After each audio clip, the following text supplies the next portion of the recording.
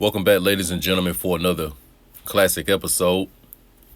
Just want to thank everybody for tuning in.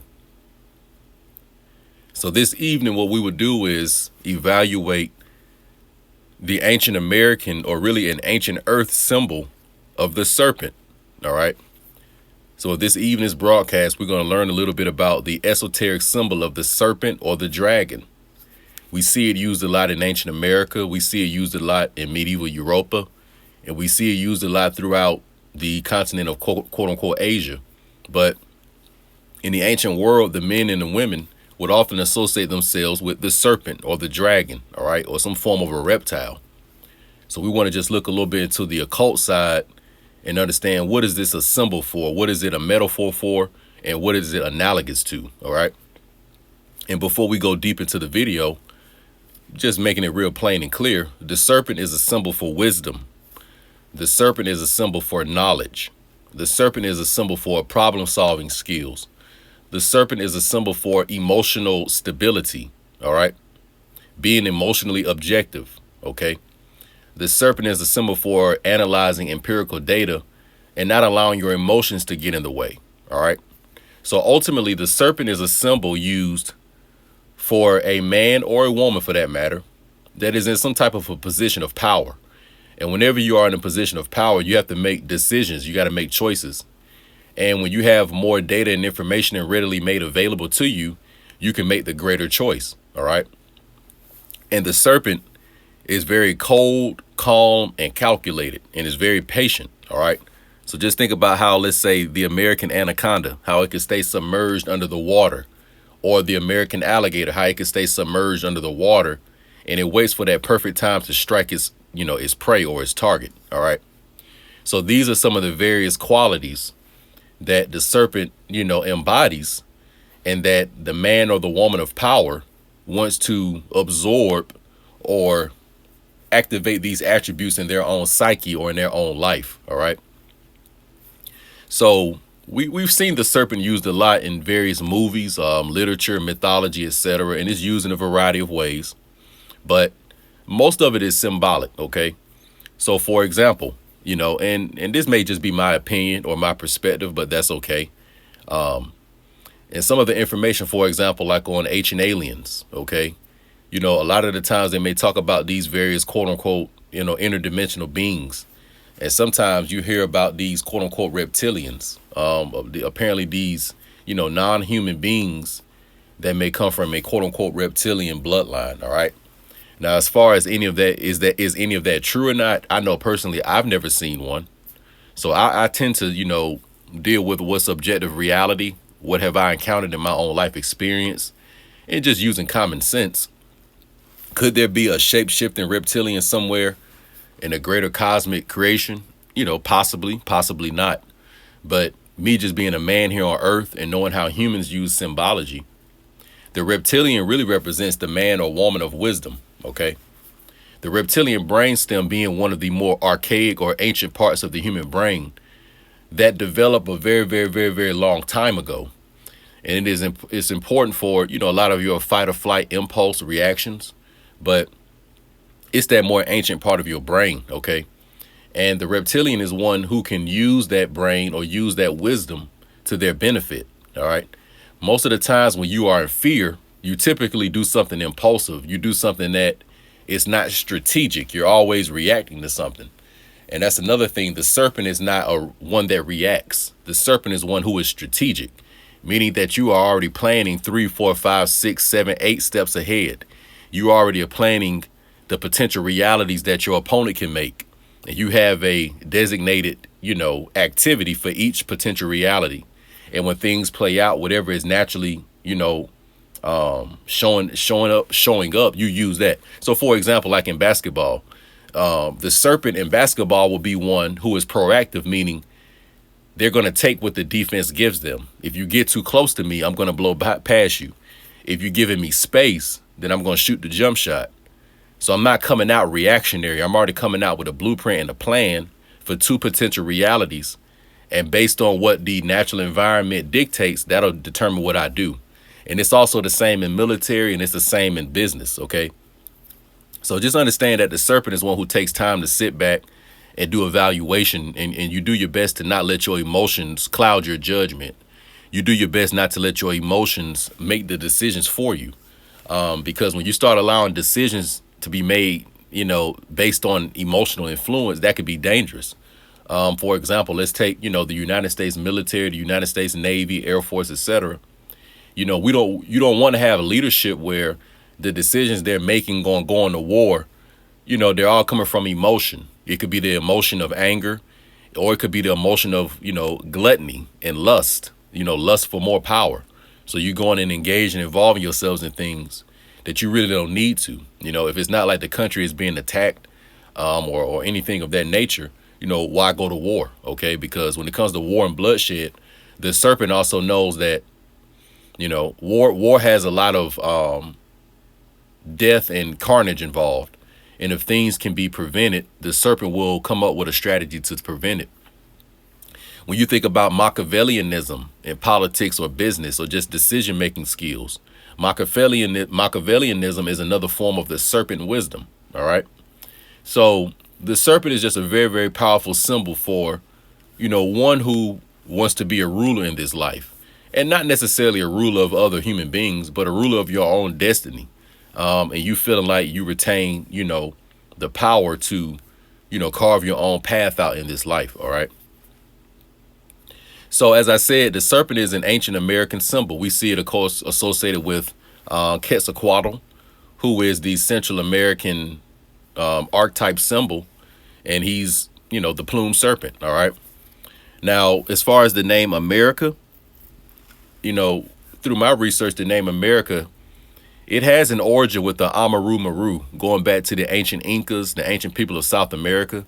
And the Amaru Maru is basically also known as the gateway of the gods, where it's just talking about how the original America's civilization was, we'll say created or founded. But the term America also has certain correlations or definitions dealing with the land of the plumed serpent. All right. So if the serpent represents knowledge or wisdom or life experience, then America will really be the land of the plumed serpent, or the land of wisdom, the land of knowledge, because the ancient Americans, based on certain, information you can find, you had a lot of people in the ancient Americas go across what we know of as the Atlantic.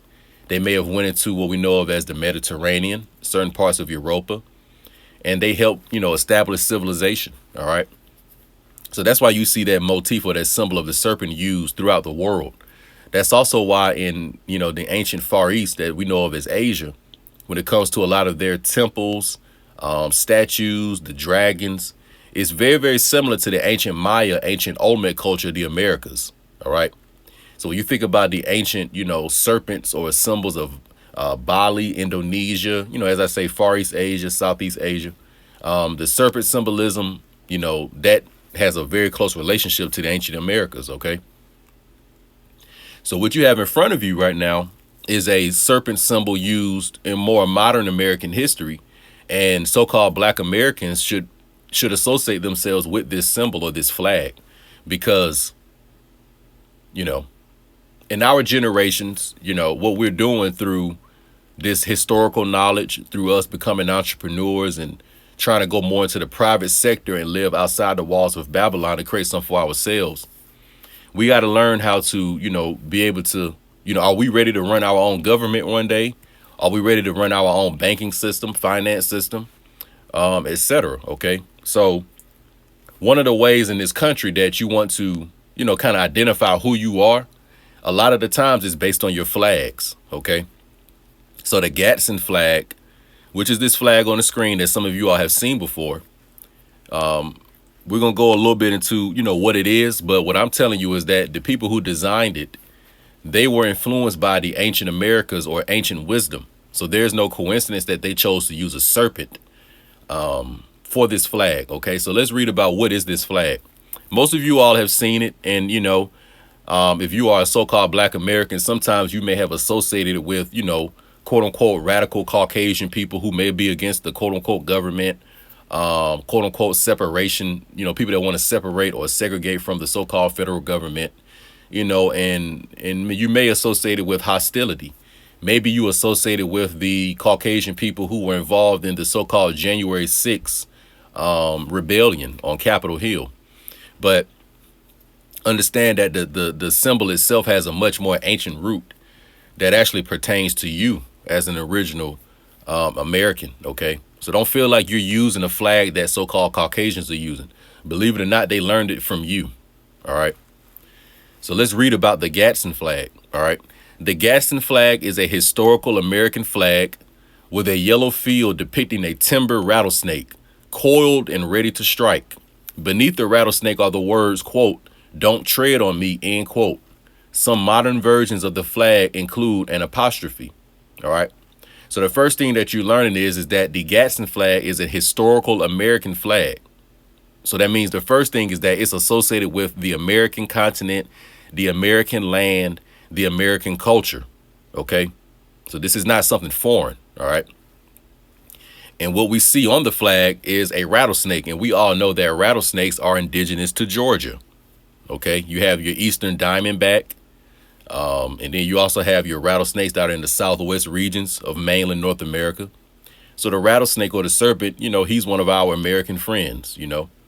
So think about how you see a rattlesnake when he's coiled and when he's rattling his tail, and then you can see him raising his head up. You can see the fire and the anger in his eyes, and you can see him flicking his tongue out because he's tasting the chemicals in the environment to be able to dictate where his opponent is. But when he's rattling his rattle, he's giving the enemy a warning that, hey, you need to back up. Hey, I'm very, very dangerous. Hey, I'm toxic. Hey, you can get hurt by playing with me. Hey, I'm very, very violent. Hey, be careful when you deal with me. Hey, don't come try me on no bullshit. Hey, I'm aware of everything that you're up to. Hey, stay out of my business. Hey, stay out of my way. That's what that rattle is, okay? So when you see the Gadsden flag associated with the rattlesnake and the rattle, that's what that is. Also, when I was growing up, you know, in the 90s, I can remember when Stone Cold Steve Austin, who was a WWF wrestler, when he came out, and he was very, very popular. And it was very, very, you know, interesting how he would associate himself with what? Stone Cold would associate himself with the rattlesnake. All right. And that was a very, very, very, very powerful symbol that he used. And it, you know, and it emitted a lot of energy, you know, and it actually helped in his career because a lot of his persona and his personality with his character as Stone Cold Steve Austin, you know, smashing the beer cans and drinking the beer. And then the crowd would go crazy because he kind of represented that, you know, that American, you know what I'm saying? An American or United States citizen. Now, when I say an American, I'm talking about the copper-colored original people who were already on the land. When I talk about a United States citizen, I'm talking about somebody that may be a descendant of European, you know, descent. And maybe you were part of the initiation of the 13 colonies. And when a Continental Congress formed this government, you were made a citizen through that government, all right? So you have some of us that are Americans, you know, here, Americans by blood. And then you have some of us that may be United States citizens. Maybe you became a party to, you know, the American culture via the United States and via what was set up by the melanated people of Europa. But nevertheless, you know, I don't have any beef with United States citizens. You know, I consider myself an American, but I don't have any problem with United States citizens. But nevertheless, Stone Cold Steve Austin, the rattlesnake, you know, that's why he was kind of popular, because he harnessed that United States American energy, all right, of the serpent, all right, or the rattlesnake. So let's move on and just read a little bit more history about it, okay? The flag is named for Christopher Gadsden, a South Carolinian delegate to the Continental Congress and brigadier general in the Continental Army, who designed the flag in 1775 during the American Revolution. So we're now learning that Christopher Gadsden, who was a man from South Carolina, that he was part of not only the Continental Congress, but also the Continental Army. And he was involved in the American Revolution of 1775. Now, what we have to understand is that the American Revolution of 1775 included a lot of people from a lot of different areas for a lot of different reasons. So you had melanated people from Europa who were still in league with King George. And they were coming from various countries in Europa. So when the 13 colonies was set up, they basically still had loyalty to King George and those over in so-called Europa. But then you also had people that were coming from Europa, and they may have been coming from one of the countries, in Europa, but they wanted to create something new. They wanted to be able to carve their own life path out, and they wanted to get from up under those, dictatorships and those monarchs of Europa. And then you also had the indigenous copper-colored people who were in league with certain people of Europa. And then you had some copper-colored people that may have not wanted foreigners here at all. And then, of course, finally, you had the Caucasian serfs who were, basically the servants under King George. And that's how a few of them were on the 13 colonies. So you had a lot of Caucasian men who were brought over as servants on the 13 colonies. And they came over with a lot of the melanated people of Europa who actually were running those colonies. So the American Revolution, it had people fighting for different reasons, all right? But us today as so-called Black Americans, original Americans, your ancestors were involved in this war. So, you can have a little bit of pride in that. You don't have to feel like this was a war that had nothing to do with you. The copper-colored American indigenous people were fighting. And if you got a little bit of, let's say, the melanated people of Europa in your bloodline somewhere, they fought as well, all right? So you should learn about that history. Moving on, it says, he gave the flag to Commodore Essex Hopkins, and it was unfurled on the main mast at Hopkins' flagship USS Alfred on December 20th, 1775. 2 days later, Congress made Hopkins Commander-in-Chief of the Continental Navy. He adopted the Gadsden banner as his personal flag, flying it from the main mast of the flagship while he was abroad. The Continental Marines also flew the flag during the early part of the war. So the reason that the American colonists were flying the flag is because they were putting it, using it as an American symbol, letting the Europeans know that they wanted to detach from, and letting the redcoats of the British Army know that they wanted to detach from, that we are creating our own civilization and we don't want to be tread on. We don't want to pay these foreign taxes. We don't want to use foreign money, because that was another problem. King George III was in debt to a lot of the various banker families in Europa. So what would happen is that a lot of the people on the continental America, we had our own forms of money here. We had our own forms of currency. You had the continental script, I believe. And then the indigenous American people were still, using gold and silver as a financial instrument, legal tender. So we were able to solve our debts and pay our own debts here when we did business with each other, and everything was cool and okay. But these, the foreign viper bankers, all right, the Venetian vipers that I talk about like in my book, they wanted to figure out a way to put central banks in the Americas and get the American people in debt to them, because that's how slavery has been, enacted, I'll say, in the last couple of 100 years. It's been more through like financial slavery, debt slavery. Okay. So because King George III was in debt to a lot of these bankers, this is what allowed, these taxes to be levied upon the 13 colonies and the people of the Americas. And then once the people in Europa, through a lot of their Freemasonic agents who were on the land here, once they started to find out that, over there in America, they try to use their own money. They didn't want that. They didn't want that to happen, because then the people of America will have full independence. So a lot of the war was basically to, keep the people in debt, and break the people down, basically, and, keep them in some form of servitude to foreigners.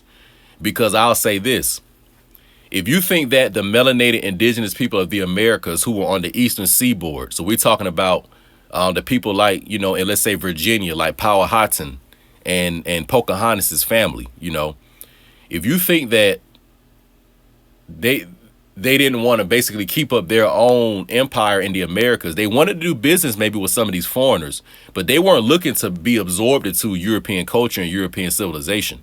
They did want to retain, their sense of sovereignty and who they were.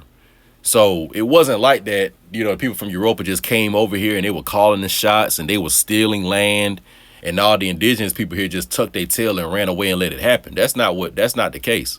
The 13 colonies, believe it or not, a lot of that land was leased. and it was purchased from some of the indigenous American people. And then maybe some of the land was stolen as well. But I don't want you to think that all these people from Europa came here and, they just ran over the indigenous people and, we just gave up. That wasn't the case. The indigenous people wanted to do business with them, trade, import, export, because we had been doing that for thousands of years. So that wasn't really anything new. But, unfortunately, as I said, you have these, Luciferian agents, Freemasonic agents and Shriners. And, they weasel their way in to figure out how they could basically corrupt the whole system. Okay. So the reason why the Gadsden flag was used in the American Revolution, it was because the people of America, whether they were, later on United States citizens or indigenous, autochthonous American people, they wanted to distinguish themselves from, that greater power that the monarchy of the United Kingdom represented. All right.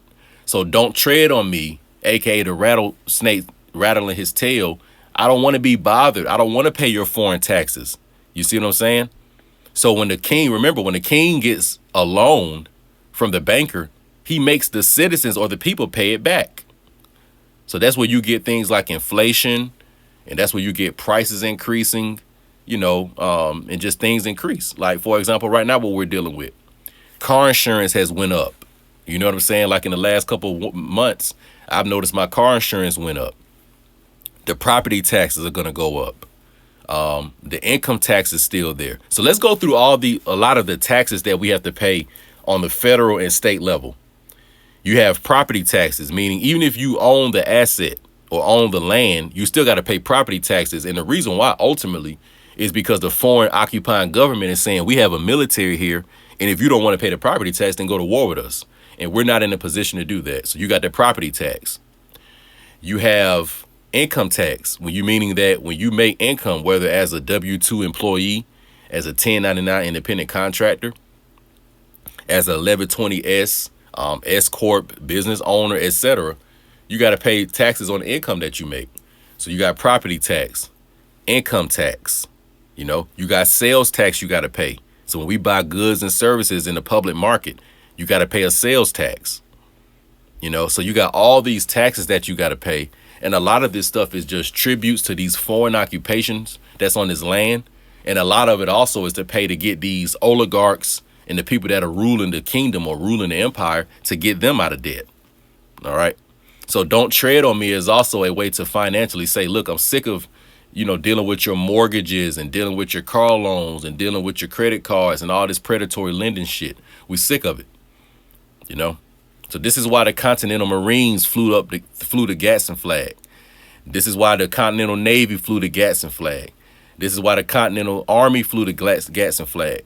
This is why the Continental Congress flew the Gadsden flag. So this Gadsden flag is one of the original flags of America that represented the American people. All right. And the reason why that serpent is on it, because these men that were part of the Continental Congress, the Continental Army, the Continental Marines, they were learning from the Iroquois Confederacy. They were learning from the Powhatan Confederacy. You see what I'm saying? They were learning from the Creek Indians of so-called Georgia and Alabama. So they were learning from our people here. And they saw we was associating ourselves with certain things, then they would take that on themselves, okay? So moving on, it says the rattlesnake was a symbol of the unity of the 13 colonies at the start of the Revolutionary War. And it had been a long history as political, and it had a long history as a political symbol in America. Benjamin Franklin used it for his join or die woodcut in 1754. Benjamin Franklin was a Freemasonic agent.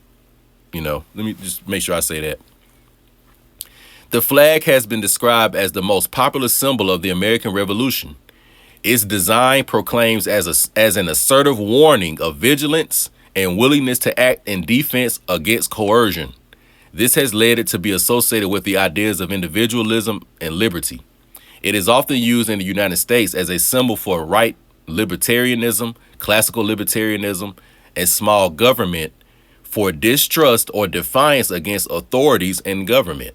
Okay, so going a little bit more into the symbol of the serpent, The design proclaims an assertive warning for vigilance and willingness to act in defense against coercion, meaning that I'm not going to let you just come and bother and rape and abuse and kill my family. I'm not going to let you continue predatory lending. You see what I'm saying? I'm going to do something about it. I'm going to defend myself. No, I'm not going to let you come and just take my weapons and try to erode over my Second Amendment organic right of the land to be able to bear arms and defend myself. No, I'm not giving up my weapons. You see what I'm saying? So us that are, indigenous to the American South, this is something that is still part of the culture today. That's why in the Southeast or the southern states of mainland North America, you still have your stand your ground laws, and the Second Amendment, is still friendly here. We don't have so much, liberal bullshit where they're trying to take away all your weapons. And don't get me wrong, you got a little bit of it going on down here, but in general and in mass, let your ass go back in the deep woods of Alabama or the deep woods of Georgia or the deep woods of South Carolina or the deep woods of Tennessee or something like that. Go back there and try to take those people guns. Go back there and try to, run those people off the land and see what happens to you. You know what I'm saying? So in the American South, we still have our weapons and we still are retaining our sovereign rights as American nationals on the land. Just recently, I think they had a movie come out called Civil War. They had a movie recently called Civil War. I haven't seen the movie yet, but what it appears to be is basically the background concept of certain people that's part of the American populace potentially maybe want to go against the federal government because they may feel like the federal government is out of control. The federal government is peeking too much in our business. So maybe some of the people wanted to detach from the federal government. So you had people who were, Americans and United States citizens that were for the people. And then you had people that may have been United States citizens still in association with the federal government and Capitol Hill. All right. What we know of as the District of Columbia. So it's the same history from the American Revolution. You had the people who were of the 13 colonies and the indigenous nations here who wanted to retain their sovereignty. And then you had the people who were representing, the foreign occupation of Europe. And they wanted to set some up here. And that caused a divide in the line. And you got on whatever side that you felt like you politically were in alignment with. OK, so that's the same thing today. So-called Black American people. What I'm asking you is which one are you for? Are you, do you follow this federal government? And are you with everything that they are, doing? For example, the excessive crazy taxes, sending all the money over to Ukraine and so-called Israel, trying to go and start a war in Southeast Asia between Taiwan and China.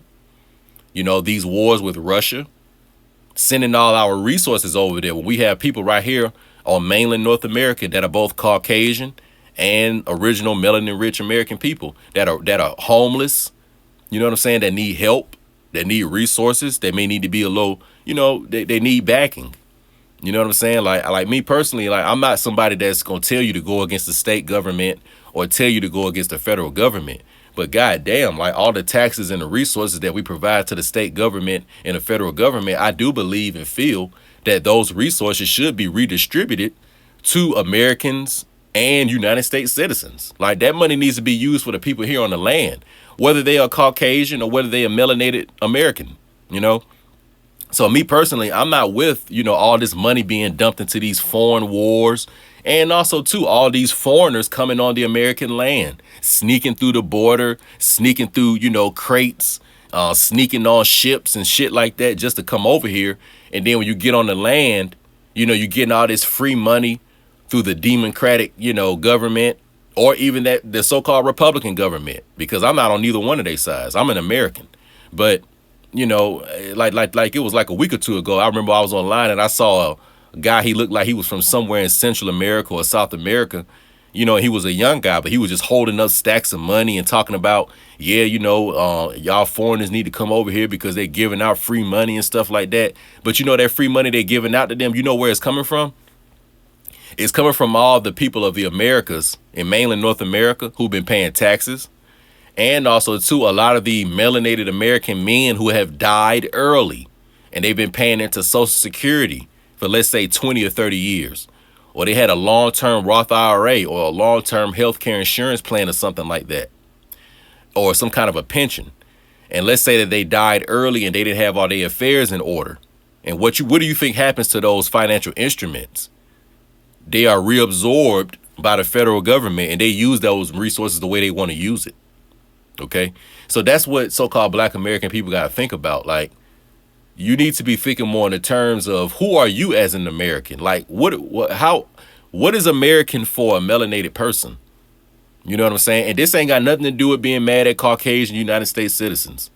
This ain't got shit to do with them. Like, we need to clean our own house and get our own shit together. All right? So that's why sometimes you see the gas and flag associated with those, you know, what they call them? The Proud Boys. Like I say, those Caucasian people who were trying to revolt during the January 6th thing. Basically, all they're saying is that, look, they don't trust the government. They don't trust these, you know, federal authorities, and they want to detach from them. They don't want them so much in their business. And believe it or not, you know, I agree with them on that. You know, are a lot of them racist and xenophobic against indigenous American people? Yeah, they are. But nevertheless, the enemy of my enemy is my friend. So as a melanated American person who wants to see your family survive and thrive, you're going to have to understand that some of these Caucasian people who don't trust the government, and they may be United States citizens, and they may be for the people on the land, some of them you may be able to work with. So we don't want to have this mindset that you just, you know, every time, if a person is a Caucasian, you know, you just write them off. You know what I'm saying? No, at the end of the day, the Caucasian people want their folks to survive just like we want ours to survive. And if we got a foreign occupation, Babylonian tyrannical military and government here that's trying to enslave the people, then you may have to team up with your Caucasian neighbor to go against them. All right, so that's just something for you to think about. The next thing I want to talk about is the symbol of the skull and bones, okay? Because sometimes you all see Blackbeard, and I'll associate myself with the symbol of the skull and bones, or you may see the skull with the two swords behind it, right? And some of you all may think that, well, Blackbeard may do that because he's associated himself with, you know, the Corsairs or the melanated pirates, the melanated mariners, the seafarers, those who rule the waters. And a lot of the times you would see them coming with the Skull and Bones flag. But when they flew the Skull and Bones flag, it really didn't represent what you think on the surface. It represented the same thing that you see, let's say, like on a bleach bottle, or if you're dealing with some type of a powerful, deadly, dangerous acid. If some of you right now in your kitchen or in your bathroom or in your laundry room, some of you all may have a bottle of bleach or a bottle of ammonia or some other corrosive, let's say, cleaning substance, or maybe even something in your garage, but it has the skull and crossbone sign on it. And it says that it's very, very dangerous to drink. And if you drink it, it could potentially lead to your death. So when you see the skull and crossbone sign, or when you see what you may think is the quote unquote pirate sign, that represents something that is lethal, deadly, or dangerous. Because usually when you saw the pirate flag, or what you consider to be the pirate flag or the skull and bones, usually when you saw it coming, that meant that war was about to be brought to you.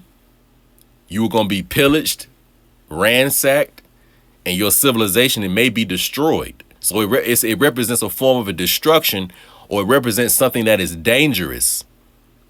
And serpents are dangerous. Serpents are poisonous. Serpents are toxic. So just like how a rattlesnake can bite you and it has venom, it's the same way how if you drink bleach and it's poisonous and you can die. Okay?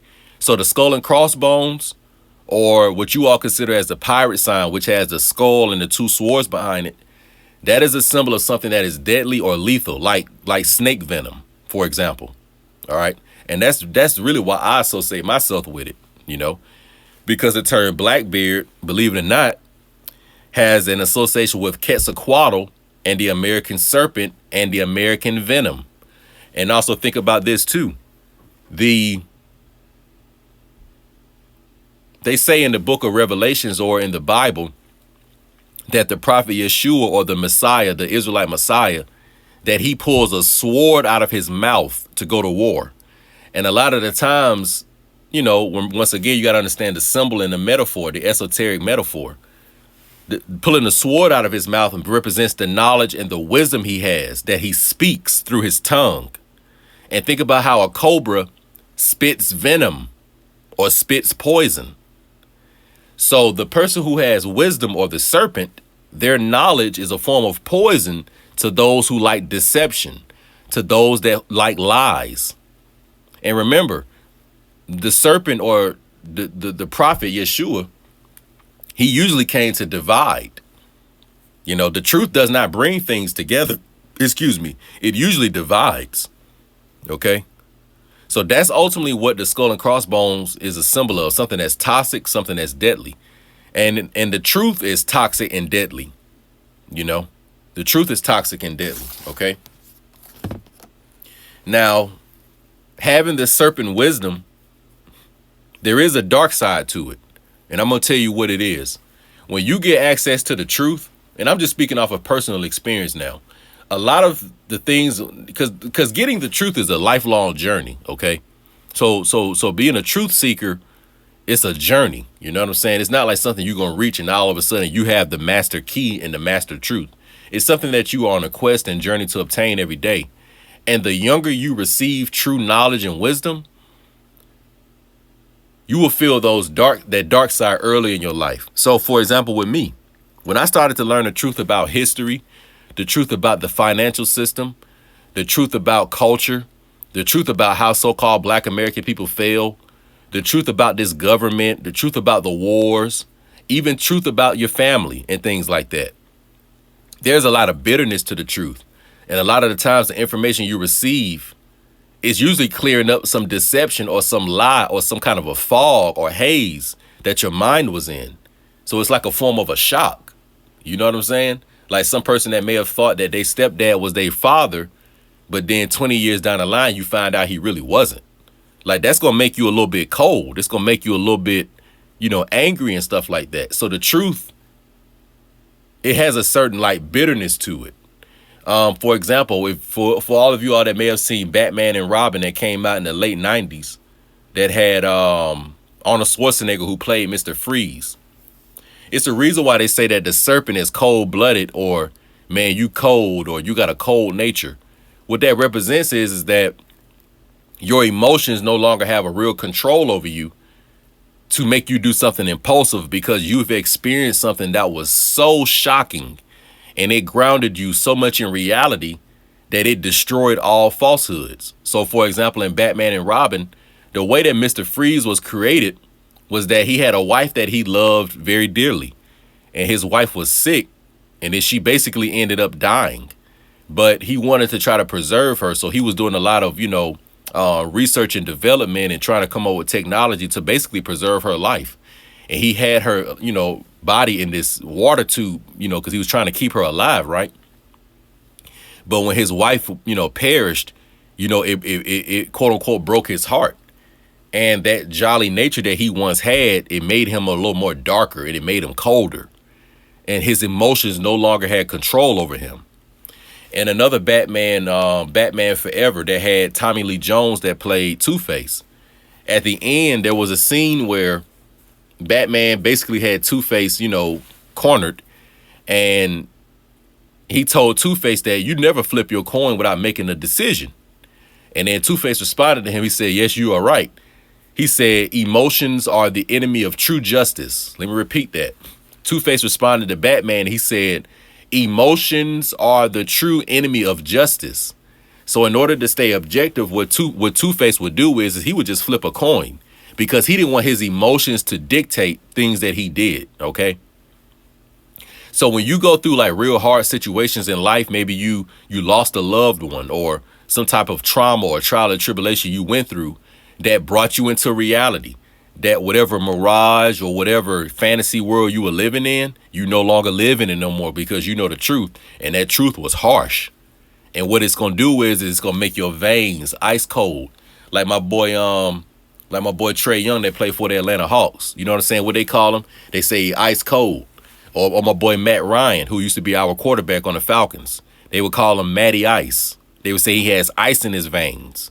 What does that mean when they say that the athlete has ice in his veins? That means that when the pressure comes and you got to make a good play, a lot of emotions are high, the stands and the crowd is real loud. You know how to calm yourself and remain in a stable mentality. You know what I'm saying? You don't allow that to dictate these high and low, emotions in you. You keep yourself calm and you keep yourself collected. That is also why Kobe Bryant, the legend for the Los Angeles Lakers, that's why he associated himself with the Black Mamba. Why would Kobe Bryant associate himself with the Black Mamba? Because the Black Mamba also represents that cold serpent, one who has knowledge and wisdom, one who doesn't let their emotions dictate their reality. And Kobe knew how to stay calm. And that's how he was able to hit game-winning shots. Okay? But one of the dark sides of being a serpent, or being cold-blooded or having ice-cold, blood in your veins, it can make you reserved. It can make you detached. Sometimes it can alienate you from people, because Kobe Bryant would alienate himself from people sometimes. Like some of his teammates, they may have had a weird time socializing and communicating with him, because a serpent, their mind, they operates at a very, very high level. Recently, I saw an interview with Smush Parker, one of the shooting guards for the Lakers, like in the mid 2000s. But he talked about how basically him and Kobe Bryant never really used to speak off the court. You got to think about it. Like, these guys on the same basketball team, they playing 82 games a year. They meeting at the training facility for practice, etc. So they always are around each other. And for you to never really talk to a man, only when you're on the court, but when you get off the court, there's no kind of relationship. That lets me know that that cold serpent nature that Kobe Bryant had, it had a negative effect on his leadership at first. And I think that Phil Jackson got him to understand that. And as he started to mature and got into his later 20s, early 30s, he was able to still be a serpent, but knew how to be a leader as well, because you got to still know how to lead. The serpent, you got to know how to lead your people, but at the same time, you got to know how to socialize and communicate with them and not ostracize or alienate yourself from people. And, but sometimes people that have the serpent energy, they can do that. They would alienate people. So that's why if you that person in your family that knows the truth and you've been trying to tell the people in the family, the truth about religion or the truth about history, and, and it seems like they don't get it or they're not interested, and it makes you want to detach and disassociate from them, that's that cold serpent. So Kobe Bryant understood it. That's where the Black Mamba came from. Mr. Freeze understood it. That's why he was frozen solid.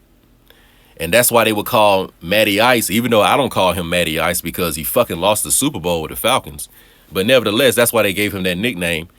And the brother Trey Young, he all right. He's still growing and doing this thing. And they call him, how Trey Young, he be doing the shivering, after he hit that three-pointer. Like I remember when they were playing, who was it? I think it was Boston last year. And it may have been like either game 4 or game 5 or something like that. And it was like an elimination game if the Hawks would have lost. And I remember it because the Hawks had on the white jersey. But anyway, it was a game-winning shot. I'll never forget. And Trey Young, he came down, and he didn't have any hesitation. It was like he did his classic move, and he did the step-back three-pointer.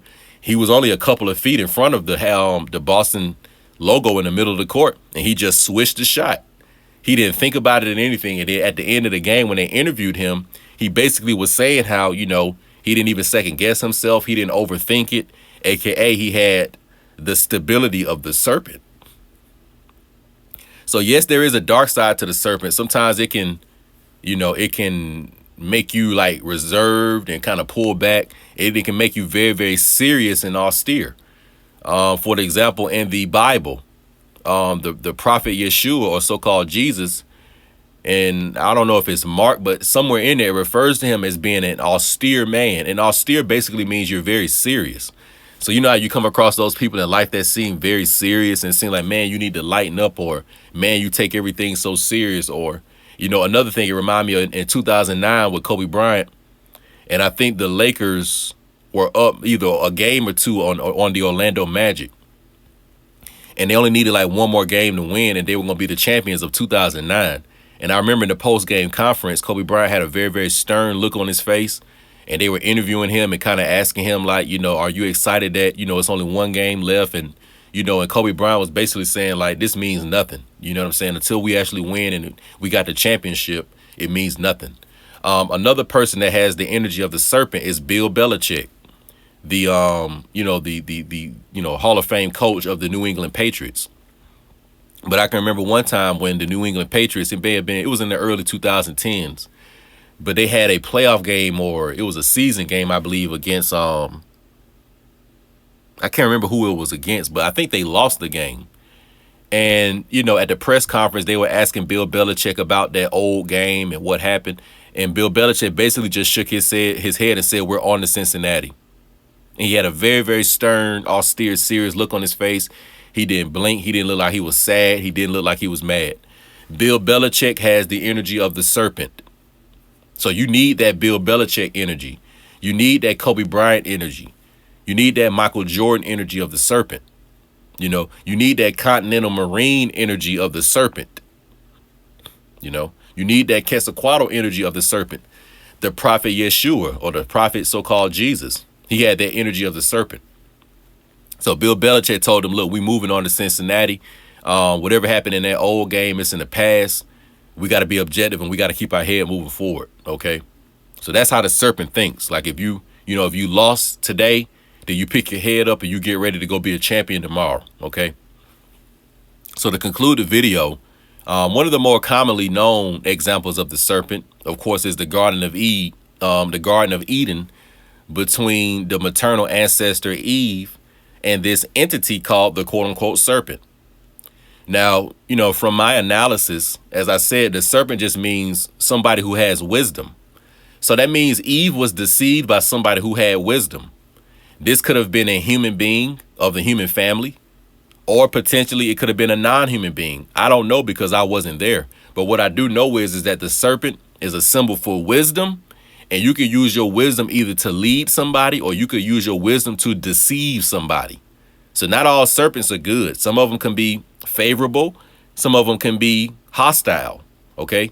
So when the serpent was used in the Bible by Moses, the Most High told him to put a bronze serpent up, and all the people who looked upon it, they would be healed.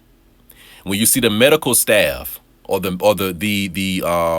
medical industry, they will associate themselves with the serpents. That represents healing. When you think about the prophet so-called Jesus or Yeshua, he would associate himself with this serpent because he was a healer. So the serpent is also a sign for healing somebody or restoring something or revitalizing something. All right. Or the serpent could be used to deceive you or poison you. So that's what that serpent was in the garden, basically. OK. So hopefully you learned some from this video, and hopefully, you can be as wise as a serpent, because that is what the prophet Yeshua or the prophet Jesus told his disciples. He told them, and I want to say it was Matthew, that I'm going to send you out to basically do teachings and give lessons. But there are going to be a lot of wolves, aka there are going to be a lot of predators in the world who don't want people to have the truth. So you need to be as wise as a serpent, aka be vigilant, be austere, be serious. Don't let your emotions dictate your reality, and don't be manipulated. OK. So he told them to be as wise as a serpent and be as gentle as a dove, meaning that, yes, be a serpent, but don't abuse the people. Don't deceive the people. Don't mislead the people. All right.